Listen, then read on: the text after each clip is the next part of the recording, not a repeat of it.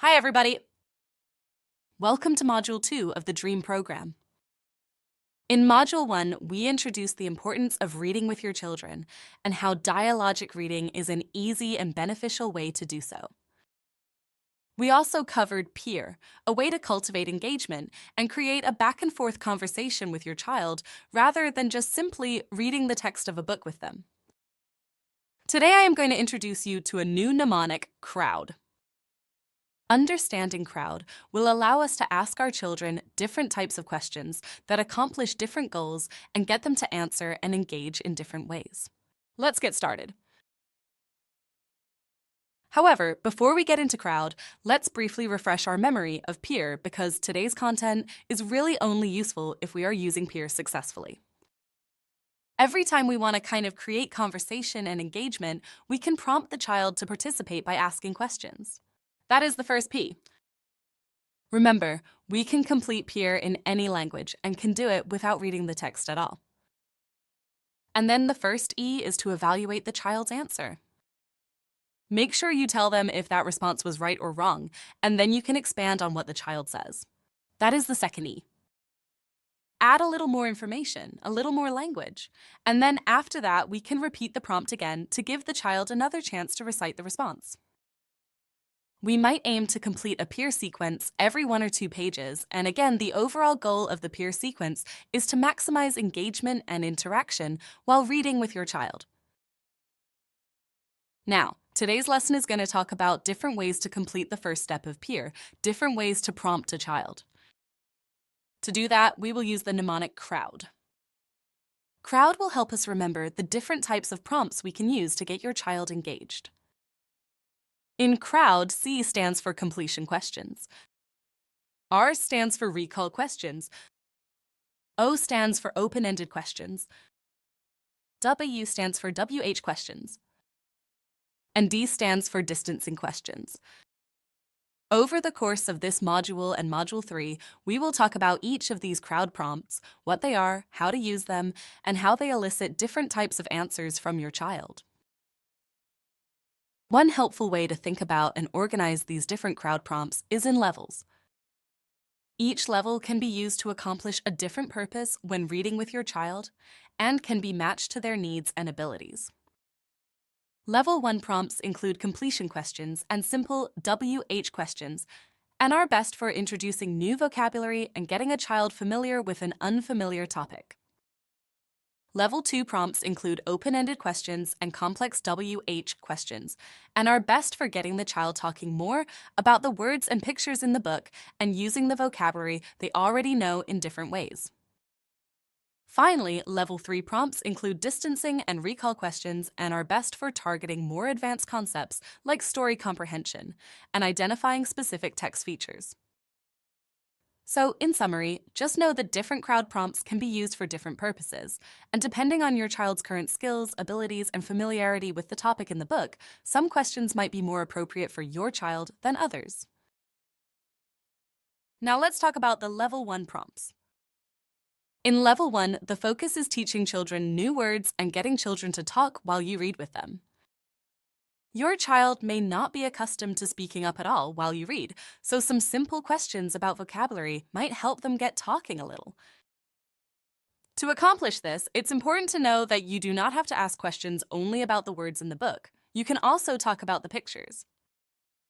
This is especially useful to give children a visual representation of a word in the text. In fact, dialogic reading can be completed without reading any words at all. That is why many educators like using dialogic reading with wordless books. So when looking at a picture, you can label the objects and the actions represented in the picture. For example, if you're looking at a picture of a park, you can talk about the trees and you can talk about the playground. You might also talk about how a child is climbing on the playground. There are many different objects and actions that you can work on adding to their vocabulary or at least helping them be more aware of certain words. For example, if they are unfamiliar with the word horse, you can target the word horse. Then, if they are familiar with the word horse, you can talk about slightly more complicated vocabulary related to that horse, such as it being calm or it trotting. The possibilities are endless. So, now that we have talked about level 1 prompts broadly, let's talk about the two specific level 1 crowd prompts. The first is C or completion prompts. In a completion prompt, we leave a blank at the end of a sentence and get a child to fill in that blank.